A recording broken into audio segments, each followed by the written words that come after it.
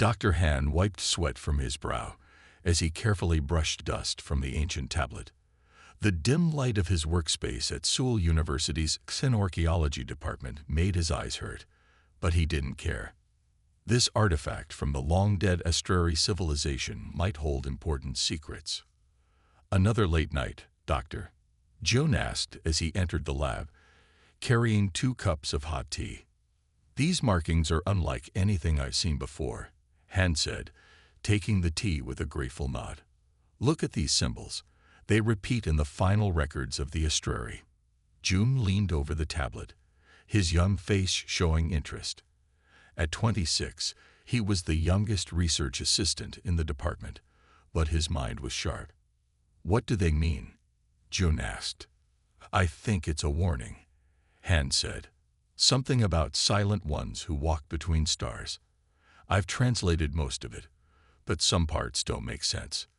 Han pointed to his computer screen where he had typed his translation. "Beware the silent ones. They harvest worlds. They move between stars without ships. When the stars blink, they are coming. We were too late. May others learn from our end."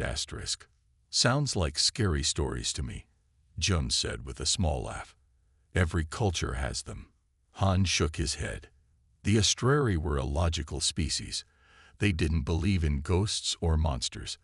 For them to write this as their final message, it troubles me.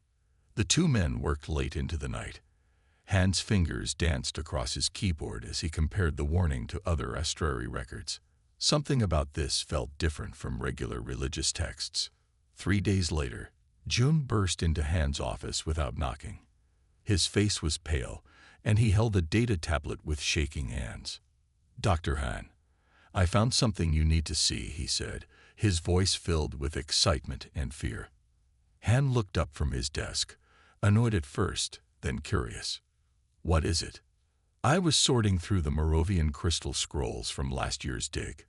They have a warning too, almost the same words as the Astrari." Han's heart beat faster as he took the tablet. The Moravian civilization had died out 3 million years ago, on the other side of the galaxy from the Astrari. They had never met. How could they share the same warning? "This can't be a coincidence," Han whispered. Over the next week, they found similar warnings in the final records of 5 more dead civilizations. All mentioned silent ones who moved between stars and harvested worlds. All were the last messages before those species disappeared. When Han presented his findings to the university board, they laughed. "Ancient ghost stories don't deserve research funding," said Director Park. "We need to focus on practical discoveries, not chasing myths." "But 7 different species all warned about the same thing," Han argued. "Species that never contacted each other. How do you explain that?" "Convergent cultural evolution," said Park with a dismissive wave. "Simple explanations for the unknown often develop independently. Your funding request is denied." That evening, Han sat in his dark office, staring at his research. His career was at risk if he continued, but he couldn't let it go. A soft knock at the door pulled him from his thoughts. Jun entered with a determined look on his face. "I knew I'd find you here," Jun said. "I've been thinking. We don't need the university's permission to keep working on this." "What do you mean?" "I have savings. You have connections. We can do this research ourselves," Jun said. "There's a pattern here that nobody else sees. What if these warnings are real?" Han looked at his young assistant with new respect. "It would be difficult, dangerous for our careers." Jun nodded. "Yes, but what if we're right? What if something really did wipe out all these civilizations? Shouldn't someone pay attention to their final warning?" Han stood up, suddenly feeling more alive than he had in years. "We'll need help with the translations," he said. "I know someone, a linguist named Mina." "So we're doing this?" Jun asked, hope right in his eyes. Han nodded, looking again at the ancient warning on his screen. "Yes, something killed these civilizations, and whatever it was, they wanted us to know about it. We owe it to them to listen." 3 months had passed since Han and Jun left the university. They worked from Han's small apartment, which was now filled with star charts, ancient texts, and food containers. Their savings were running low, but their collection of warnings had grown to 12. Minna is coming today, Han said as he cleared papers from a chair. She's the best linguist I know. June looked nervous. Will she help us? Most people think we're crazy. She's different, Han said. She studies dead languages and sees patterns others miss. When Minna arrived, Han was surprised. He hadn't seen her in 5 years. Her hair was shorter now, and she carried herself with more confidence, but her eyes still showed the same sharp intelligence. Your message sounded urgent, Minna said after they greeted each other. Something about warnings from dead aliens. Han nodded. I know how it sounds. Just look at our findings before you decide. For hours, Minna studied their work. She asked questions and took notes. Her face grew more serious with each warning she read. These are from 17 different species, she finally asked. Yes, June answered. From all over the galaxy. Some are millions of years apart. Minna pointed to symbols on different tablets. These phrases aren't just similar. When properly translated, they're almost identical. She looked up at them. This isn't normal. Different species shouldn't share the same exact warning across millions of years. So you believe us? Han asked. The evidence is hard to ignore, Minna said. These species all describe the same threat. Beings that move through space without ships and harvest worlds. And look at the timing. Each warning came just before that civilization disappeared. Over the next month, the three worked to create a complete picture of the Silent Ones. Minna's language skills helped them find deeper connections in the warnings. They all agree on key details, Minna explained one evening. The Silent Ones appear without warning. They can't be detected by normal means. When they attack, entire planets go silent. And they all describe the stars blinking before an attack, June added. Han studied their galaxy map. If we mark where each affected civilization was located and when they disappeared, his voice trailed off as he plotted the points. What is it? Minna asked. It's a pattern, Han whispered. The Silent Ones didn't attack randomly. They moved across the galaxy in a clear path. The three stared at the map. The path of destruction was obvious once they saw it. We need to warn people, Jun said. But who would listen? Minna asked. We have no standing anymore. No credibility. The Galactic Council, Han said firmly. They need to see this. 2 weeks later, they stood before the council, a group of representatives from all spacefaring species. Han spoke with passion about their findings while Minna and Jun displayed the evidence. These warnings span millions of years and came from civilizations that never contacted each other, Han explained. Yet they all describe the same threat. The Silent Ones are real, and they follow a predictable path. The council chamber filled with murmurs and laughs. Ancient myths and coincidences, said one council member. Nothing more. Your own careers are dead, so you invent galaxy-wide threats. Another mocked. Han's heart sank as the council dismissed them. As they walked out, a voice called after them. Wait, said a tall human woman. I want to hear more. Who are you? Minna asked. Doha. I represent humanity on the council's history committee. She looked around to make sure no one was listening. I believe you might be onto something important. You do? June asked, surprised. Doha nodded. The council is afraid of panic. But I studied extinction events. Too many advanced civilizations have disappeared without explanation. Will you help us? Han asked. Yes, Doha said. And I can give you access to something you haven't seen yet. Ancient Earth records that might contain similar warnings. If human history shows the same pattern, then we'll have proof that's harder to ignore, Han finished, feeling hope for the first time in months. Exactly, Doha said with a small smile. Sometimes, The answers we need are buried in our own past. Doa's office in the Earth Historical Archives was small but packed with rare items. Ancient books filled the shelves, and old maps covered the walls. Han, June, and Minna looked around in wonder. "These are actual paper books," June whispered, afraid to touch them. "Yes," Doa said proudly. "My job is to preserve Earth's history before we became a spacefaring species. Most people forget we have thousands of years of records." She led them to a table where she had placed several old books and tablets.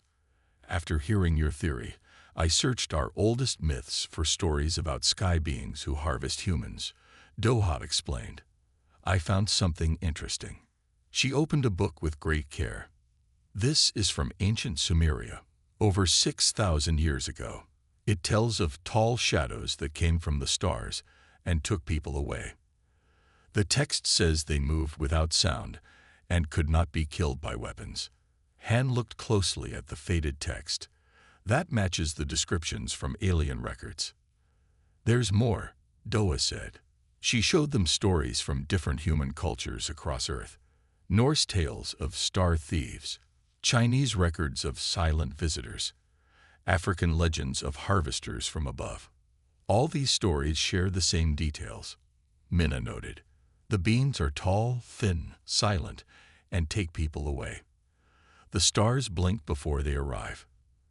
"Exactly like the alien warnings," Jun said.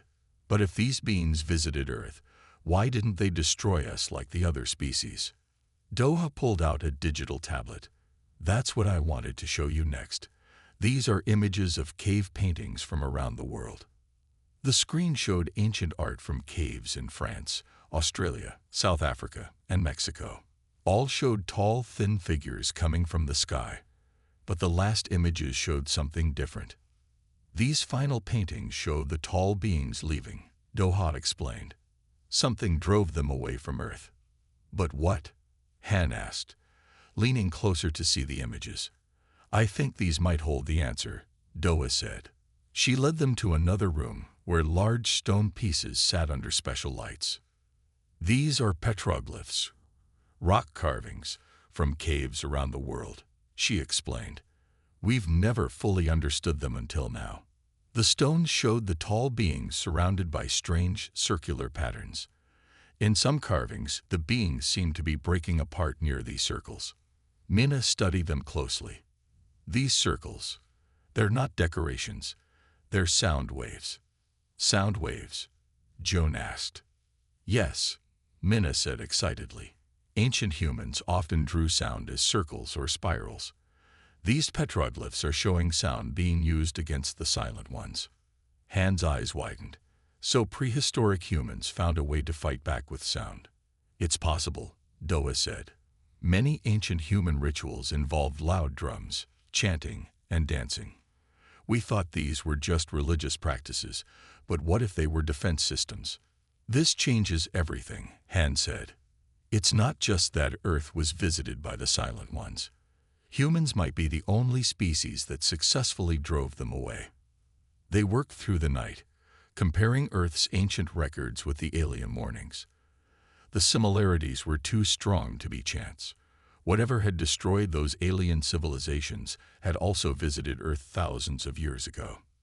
"We need to understand what happened," Minna said as morning light came through the windows. "If the Silent Ones attacked before, they might return." "There's one more place we should check," Doa said, looking tired but determined. "The deep archives contain sound recordings of ancient tribal ceremonies. If sound was indeed a weapon against these beings, then those recordings might be crucial." Han finished. June, who had been quiet for hours, suddenly spoke up. "I've been thinking about the Galactic Council's reaction. We need more than just old stories and cave paintings to convince them." "You're right," Han agreed. "We need something more concrete.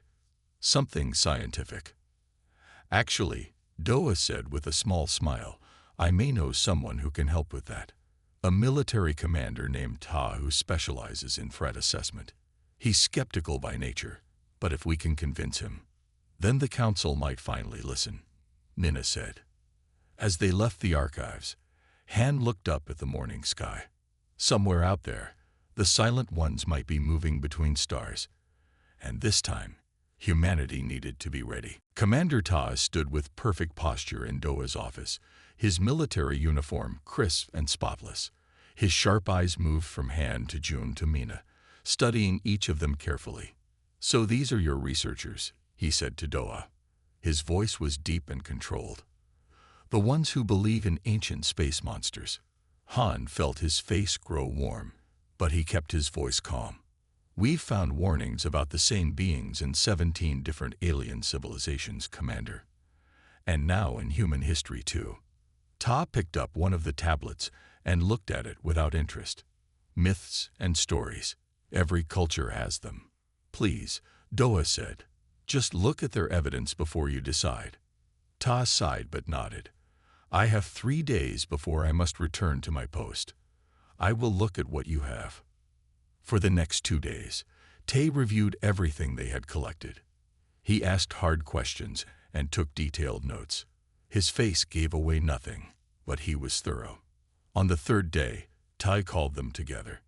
"I have studied your evidence," he said. "It is interesting, but I believe there is a simpler explanation. All living things fear the dark and the unknown. All civilizations create similar myths about danger from the stars. But the details match too perfectly," Mina argued. "The same descriptions across millions of years and countless light years." "Convergent evolution," Tay replied. "Similar solutions evolve independently when facing similar problems. This happens in nature. Why not in stories too?" Han shook his head. "The warnings are too specific. They all mention the stars blinking, the silent movement, the harvesting of worlds." "To prove my point," Ta said, "I've called in an expert." The door opened, and a thin man with kind eyes entered. "This is Dr. Jin," Tai explained. "He studies how different species develop similar traits. He will show why your theory is wrong." Jin smiled warmly at everyone. "Commander Tai asked me to look at your findings. I've spent the last day reviewing them." "And?" Tai asked confidently. Jin took a deep breath.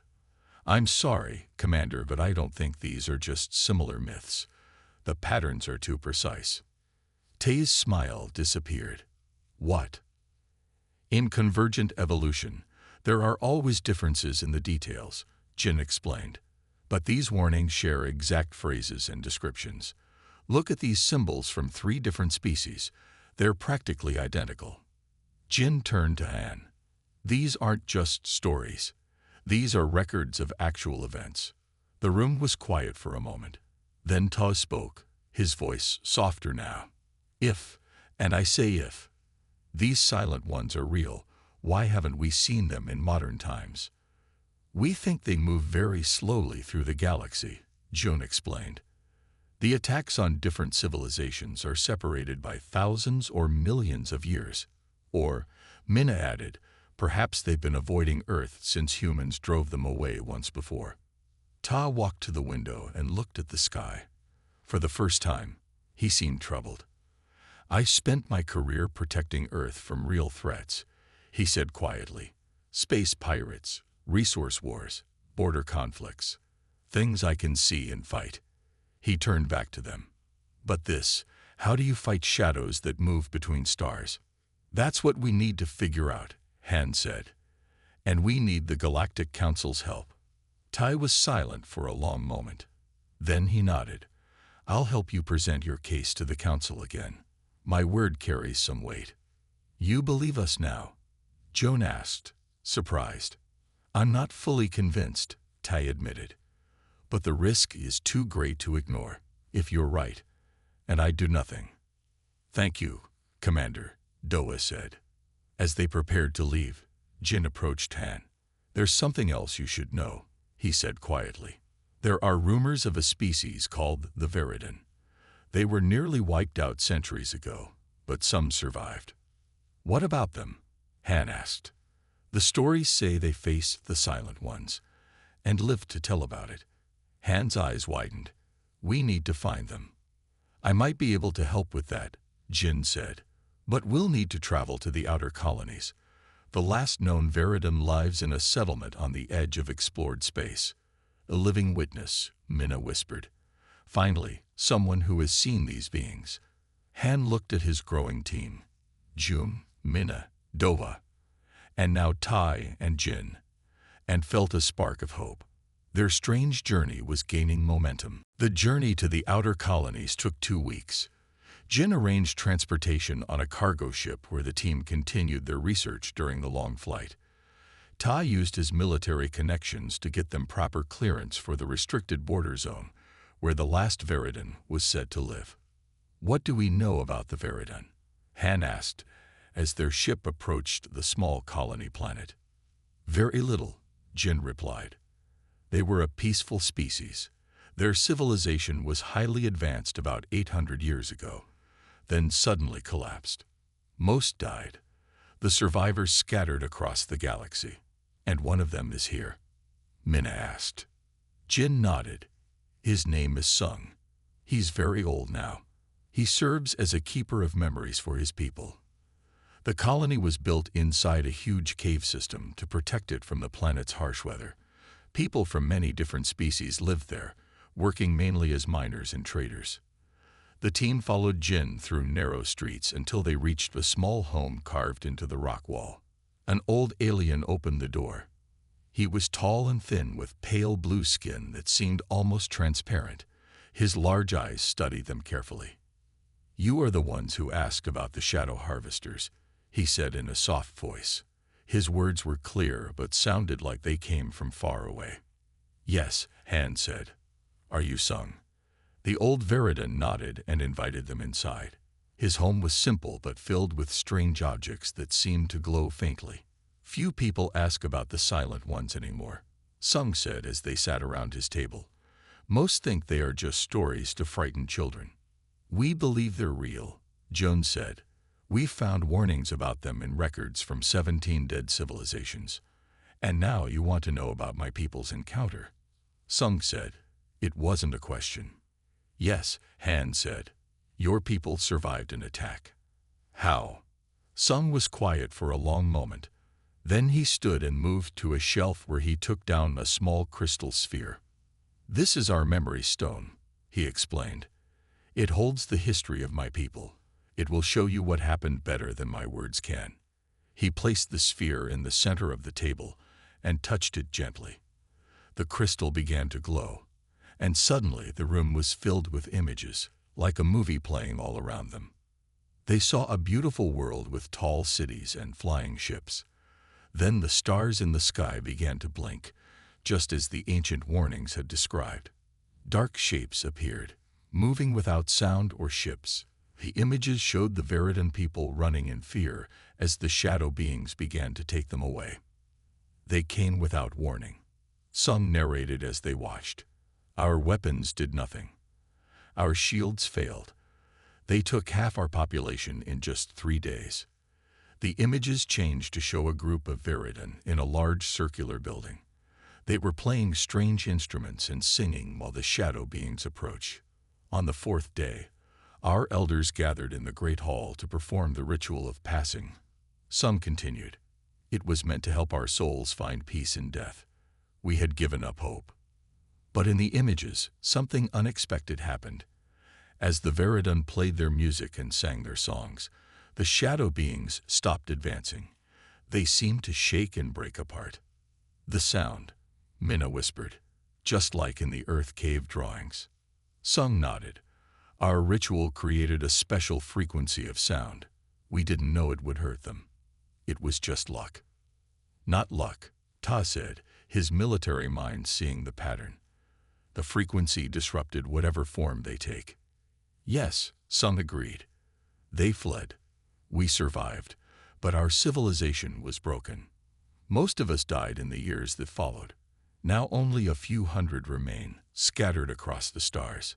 When the images faded, the room was silent. Can you reproduce this sound? Han asked. Sung touched the crystal again. A strange humming filled the room, rising and falling in an odd pattern. It made them feel uncomfortable, but they understood its importance. "This is the sound that saved my people," Sung said. "I will give you a copy of this memory stone. Perhaps it can help save yours too." As they left Sung's home, Han felt both hope and fear. They now had proof the Silent Ones were real, and a possible weapon against them. But would it be enough? Back on Earth, the team gathered in a small room at the Galactic Defense Headquarters. Commander Ta had arranged the meeting with top military officials and scientists. Han felt nervous as he looked at the serious faces around the table. "We have proof now," Han began. "The Silent Ones are real. They've destroyed many civilizations, and they may be coming again." "Show them," Ta said. Han nodded to Mina, who activated a large screen on the wall.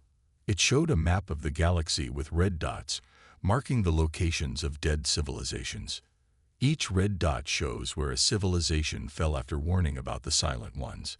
Mina explained, "When we connect them in time order," a line appeared on the map, connecting the dots in a clear path across the galaxy.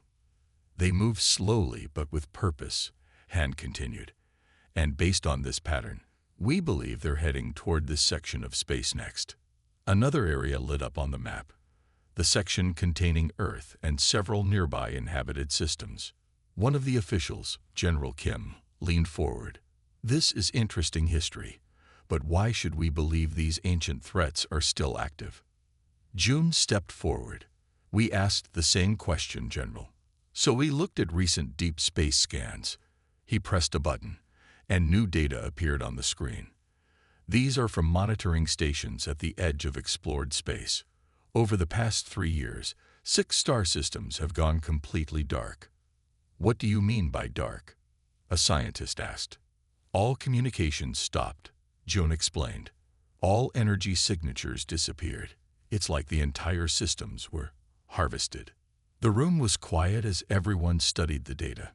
"The pattern of these recent system failures matches exactly with the historical path of the Silent Ones," Han said. "They're active again, and they're getting closer." General Kim shook his head. "There could be other explanations. Natural phenomena, equipment failure. 6 systems, all in the same pattern." Tai interrupted. "That's not a coincidence, General." "What about this sound weapon the Veridon used?" another official asked. Han held up Sung's memory crystal. "We have a recording of the frequency that drove them away once. But the Veridon were lucky. They found this defense by accident. We need to understand why it works and how to use it properly." "And we need to act fast," Doa added. "Based on the speed they're moving, the Silent Ones could reach our sector within 6 months." General Kim stood up and walked to the map.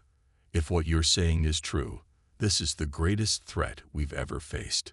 He turned to face the team. "What do you recommend?" "First, we need to alert the Galactic Council," Ta said. "This isn't just an Earth problem.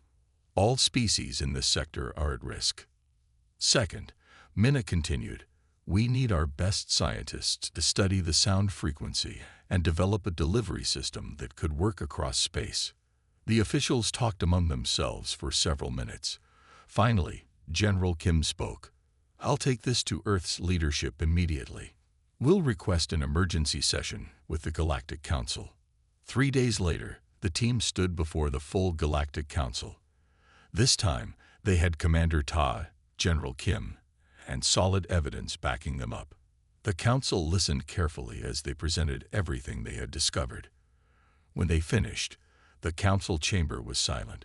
Then the head counselor spoke. "We have ignored warnings from the past for too long," he said gravely. "The evidence is clear. We must prepare for the coming threat." Han felt relief wash over him. Finally, they were being heard. But the council's next words chilled him. "We will begin immediate evacuation plans for all key worlds in the threatened sector," the counselor announced. "We must save as many as we can before the Silent Ones arrive." "Evacuation." Ta stepped forward, his voice sharp. "You're giving up without a fight." "What would you have us do, Commander?" the counselor asked. "Fight shadows that move between stars. We cannot defeat such beings." "The Veridon did," Han argued. Humans might have too, in our ancient past. We don't need to run. We need to stand and fight. The council members looked at each other uncertainly. Perhaps, the head counselor said, but first we must ensure our people's survival. The evacuation plans will proceed. As they left the chamber, Tai looked angry. They're making a mistake, he said. We can't just abandon our homes. Then we need to give them a reason not to, Han replied. We need a real solution, a way to fight back that will work on a galactic scale. And we have 6 months to find it. Minna added quietly. 3 months had passed since the Galactic Council meeting. Evacuation plans were underway across all worlds in the threatened sector. Ships were being built, supplies gathered, and people prepared to leave their homes. Meanwhile, Han's team worked day and night in a special lab that General Kim had given them. They studied the Veridan sound frequency, trying to understand why it affected the Silent Ones. One evening, Minna burst into the main lab where everyone was working. Her face was bright with excitement. I found something, she shouted, waving a datapad. I know why the Veridan ritual worked. Everyone gathered around her as she placed the pad on the table. I've been comparing the Veridan sound to recordings of ancient human music and rituals, she explained. Look at these wave patterns. The screen showed sound waves from the Veridan ritual next to waves from ancient human music. They're similar, Jin observed. Not just similar, Minna said. The key frequencies match exactly. And it's not just one human song. It's in music from cultures all over Earth. How is that possible? Tai asked. The Veridan are nothing like humans. I think it's because of how our brains developed, Minna explained. Humans and Veridan both evolved to communicate through complex sounds. Our music uses patterns that the Silent Ones find harmful. So human music could work as a weapon against them? Doa asked. I think so, Minna nodded. And not just ancient music. I tested modern compositions too. Most human music contains these same patterns. Han felt a spark of hope for the first time in months. We need to test this. How? June asked. We can't exactly call the Silent Ones and ask them to listen to a concert. Actually, Ta said, we might be able to test it. He turned to a computer and brought up a star map. One of our deep space probes detected a small anomaly moving between stars. It matches what we know about the Silent Ones. Can we send sound to it? Han asked. Not directly, Ta said. But we can program a satellite to broadcast music when the anomaly gets close enough. 2 weeks later, they gathered in the control room. The satellite was positioned near the path of the approaching anomaly. It carried a powerful transmitter loaded with various human musical compositions. The anomaly is approaching the broadcast zone, a technician announced. Satellite is ready to transmit. Start with Bach, Minna suggested. The mathematical patterns are perfect. The satellite began broadcasting Bach's music toward the anomaly. For several minutes, nothing happened. Then the tracking screen showed movement. It's changing course, June exclaimed. The anomaly is moving away from the music. Try a different piece, Han said. They tried Mozart, then traditional Korean folk music, then modern pop songs. Each time, the anomaly avoided the area where the music was playing. It works, Ta said, his voice filled with wonder. Human music drives them away. This is the answer, Han said. Not evacuation, sound. But there's a problem, Jin pointed out. To protect an entire solar system, we would need thousands of satellites broadcasting constantly. The power requirements would be enormous. And what if they adapt? Doa asked. The Silent Ones have survived for millions of years.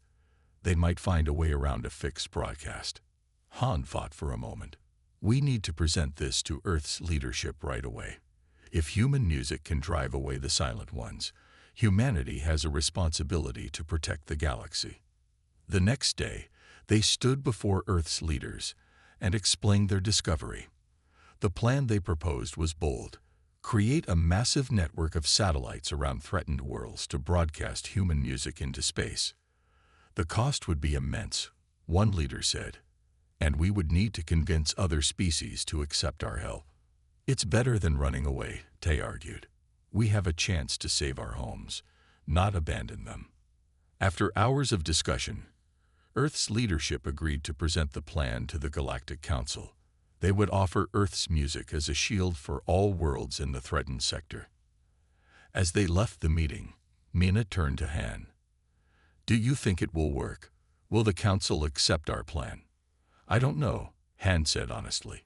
But for the first time, we have more than just warnings from dead civilizations. We have a way to fight back. Little did they know that their solution would soon face its greatest test. The next month passed in a blur of activity.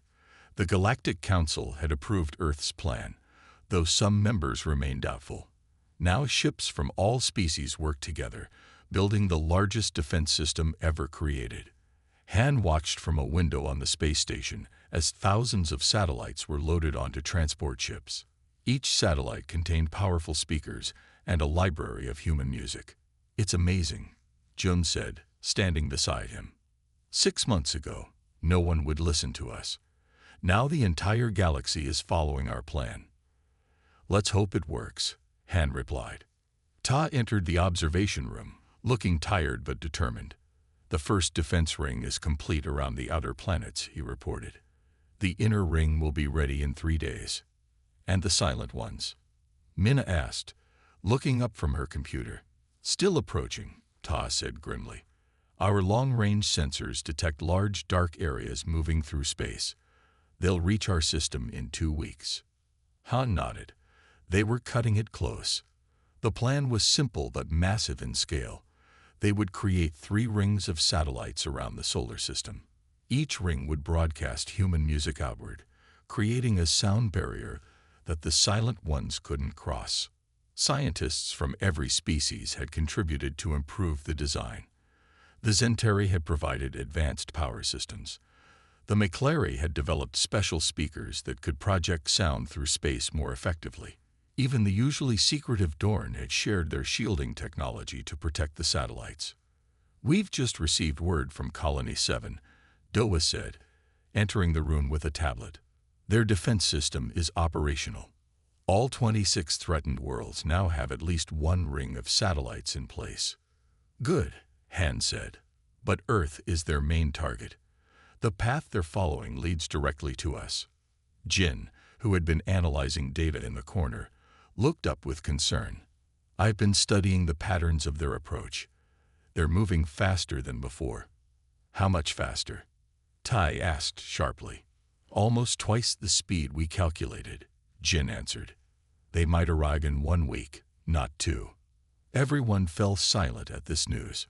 We need to accelerate the deployment, Ta finally said. I'll contact all ships and tell them to work around the clock. The final days were a race against time. Workers from all species pushed themselves to the limit. The second ring was completed just in time, but the inner ring around Earth was still being positioned when the alarm sounded. Multiple dark objects detected at the edge of the solar system. A controller announced, her voice steady despite the fear. The silent ones have arrived. Han and his team gathered in the main control center along with leaders from Earth and the Galactic Council. On the large screen, they could see dark shapes moving toward the outer planets. Activate the outer defense ring, General Kim ordered. Engineers hurried to follow the command. One by one, the satellites in the outer ring powered up and began broadcasting. The music of Bach, Mozart, and countless other human composers flowed out into space. On the screen, they watched as the dark shapes reached the edge of the broadcast area. For a moment, the shapes paused, seeming to hesitate. It's working, Jun said excitedly. But then, to everyone's horror, the dark shapes began to move forward again, pushing through the sound barrier. Impossible, Mina whispered. They've adapted to the frequency. Activate the second ring, Tai commanded. Use different music patterns. The second ring came to life, broadcasting everything from ancient tribal drums to modern electronic music. Again, the dark shapes hesitated, but only briefly before continuing their advance. "They're learning," Han said, his voice tight with worry. "Fixed patterns of sound aren't enough anymore." The room erupted in panicked voices as leaders argued about what to do. Some called for immediate evacuation. Others demanded military action. In the midst of the chaos, Han suddenly remembered Sung's words about the Veridan ritual. It wasn't just the sound, it was the living quality of it, the way it changed and flowed as we performed it. He turned to Mina. "The recordings aren't working because they're static. The silent ones can analyze and adapt to any fixed pattern." "What are you suggesting?" General Kim asked. "We need something unpredictable," Han said. "Something alive and constantly changing." "Human performers," Mina realized, her eyes widening. "Live music that evolves in real time." "But how?" Doa asked. "We can't put people in space around the entire planet." Han looked at the final ring of satellites still being positioned around Earth. "We don't have to," he said. "We just need to change our approach. Completely. We need to connect the satellites to live performances," Han explained quickly. "Not recordings, real people making music in real time." Ta looked doubtful. "There's no time to change the entire system." "We don't need to," Mina said, understanding Han's idea. "The satellites already have receivers. We just need to change what we send to them." General Kim nodded slowly.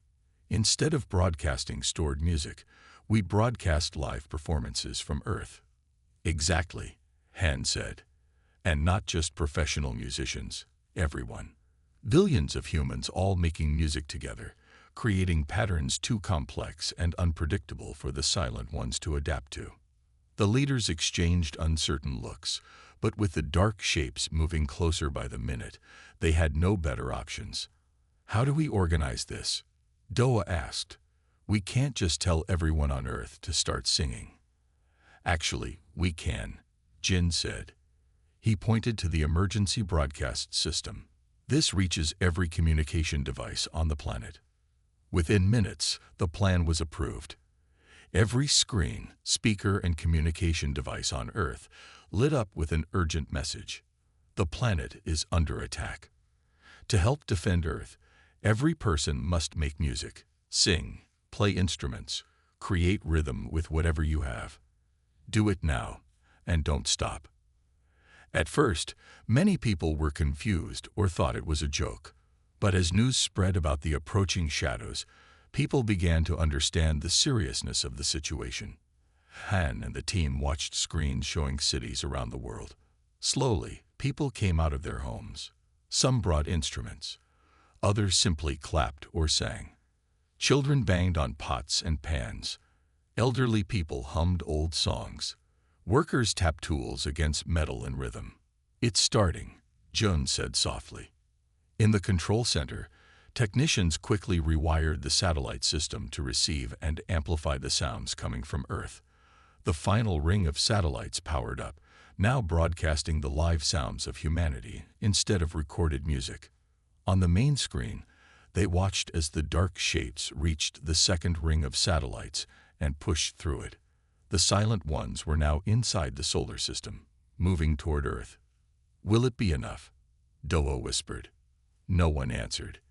They could only watch and wait. As minutes passed, more and more humans joined the global concert. Professional musicians played in streets and parks. School children sang together in classrooms. People who couldn't leave their homes opened windows and made noise any way they could. The sounds blended together, millions of different songs, rhythms, and voices, all creating a vast, ever-changing pattern. "Look," Jin pointed at the screen. The dark shapes had reached the edge of the third ring, the ring now broadcasting live human music. They paused longer this time. Then, incredibly, they began to twist and break apart. "It's working," Mina shouted. The silent ones seemed unable to adapt to the constantly changing patterns of human music. Some tried to push forward but became unstable, their forms coming apart. Others began to retreat. "Keep going," Ty ordered into the global broadcast. "Don't stop the music." Hour after hour, humans continued making music while the Silent Ones struggled against the sound barrier. Finally, after almost a full day, the dark shapes began to move away from Earth completely. In the control center, tired but jubilant officials cheered. Han and his team hugged each other in relief and joy. "We did it," Jum said, tears in his eyes. Humanity saved not just itself, but the whole galaxy. The dead civilizations tried to warn everyone about the Silent Ones, Doa said, but they were also pointing to the solution all along. Han nodded. The warnings weren't just about danger, they were about hope. They all mentioned sound as a weapon, but none of them had what humans have. "What's that?" asked General Kim. "Creativity," Minna answered. "The ability to make unique, unpredictable patterns, to adapt and change faster than the threat." "The Silent Ones might return someday," Ta said, "but now we know how to fight them." As Han looked at the screens showing people around the world still making music together, he understood something important. The ancient warnings had been preserved not just to tell about the danger, but to guide them to this moment, when humanity would discover its greatest strength wasn't technology or weapons, but its endless creativity and ability to work together. The Silent Ones had retreated, and humanity had taken its place as the defenders of life in the galaxy.